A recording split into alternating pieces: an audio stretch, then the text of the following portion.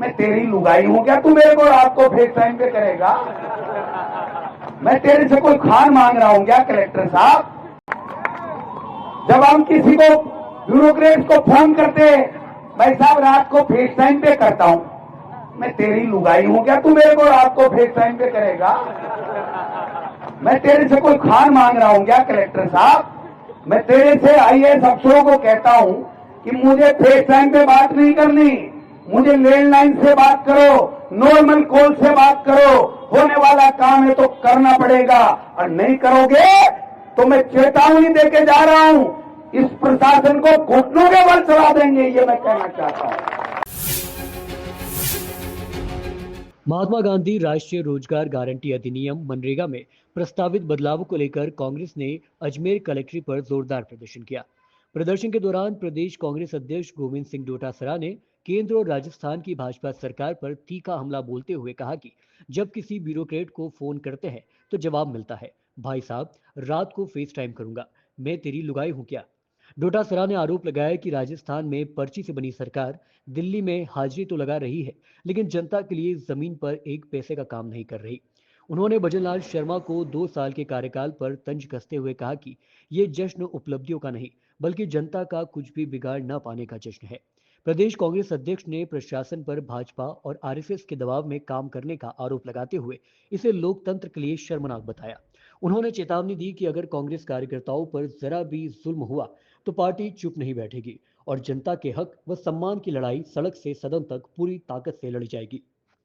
गांधी को जिस प्रकार से नाथूराम गोडसे और उनकी विचारधारा को मानने वाले लोगों ने गोली लगाई थी, गोली से उनका सीना छलनी कर दिया था, उसी विचारधारा को मानने वाले मोदी जी और मोदी जी की सरकार ने महात्मा गांधी जी के सपने, जो गरीब को काम का अधिकार देने का काम सोनिया जी और मनमोहन सिंह जी ने किया था, उस कानून के सीने पे गोली मार करके उसकी हत्या करने का काम किया है।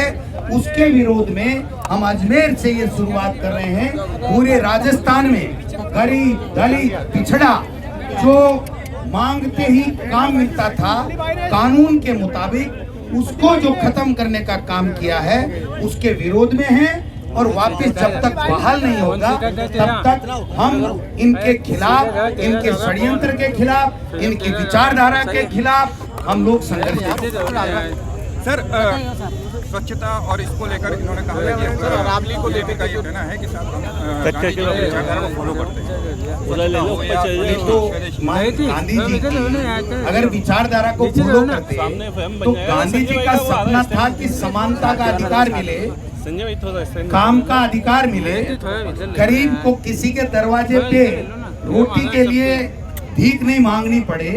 ये गांधी जी का सपना था और उस सपने को साकार करने का काम यूपीए सरकार ने, मनमोहन सिंह जी और सोनिया गांधी जी ने किया था।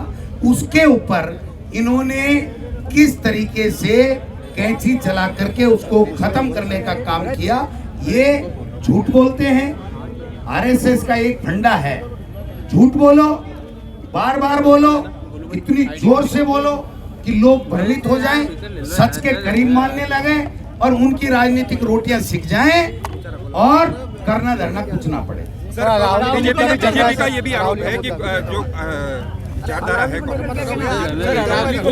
कांग्रेस भूल गई है और हमने कैसे गांधी जी ने ये नहीं कहा था कि काम का अधिकार मिलना चाहिए। गांधी जी ने और बाबा साहब ने ये नहीं कहा था कि सबको अनिवार्य शिक्षा मिलनी चाहिए। गांधी जी ने और बाबा साहब ने संविधान में व्यवस्था नहीं की कि कोई हमारे देश में भूखा नहीं सोए, समानता का अधिकार हो, धर्मनिरपेक्ष हो। ये गांधी जी और बाबा साहब ने कहा था।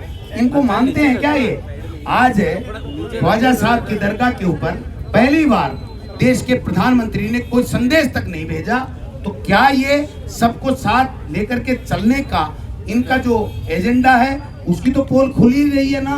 आप बताओ। मुझसे ले ली जी सर, अरावली का मुद्दा अभी सबसे ज्यादा चल रहा है, उसको लेकर। बिल्कुल, देखो अरावली के मुद्दे में ये हमारी संस्कृति, ये हमारी, मैं कहता हूं कि सब कुछ है अरावली, उसको भी खोद करके अवैध खनन करके अपने घर भरना चाहते हैं। लोगों की जो हमारे राजस्थान के लोगों की जीवन रेखा है उसके ऊपर इन्होंने हथौड़ा चलाने का काम किया है। अवैध खनन माफिया के दबाव में इन्होंने अपनी पैरवी पुरजोर सुप्रीम कोर्ट में अरावली के खिलाफ करके और राजस्थान और देश के लोगों की भावनाओं के खिलाफ करके इन्होंने माफियाओं को प्रश्रय देने का काम किया है। उसका भी हम लोग बड़े पैमाने के ऊपर विरोध करेंगे। हमारे पूर्व मुख्यमंत्री आदरणीय अशोक गहलोत जी को आपने सुना होगा, हमारे टीकाराम जूली जी हमारे नेता प्रतिपक्ष हैं उनको सुना होगा, हमारे सचिन पायलट जी को आपने सुना होगा, हम सब चिदम्बरम साहब को आपने सुना होगा, मुकुल वासनिक जी को आपने सुना होगा, जयराम रमेश जी को आपने सुना होगा, पवन खेड़ा जी को सुना होगा, सुरजेवाला जी को सुना होगा।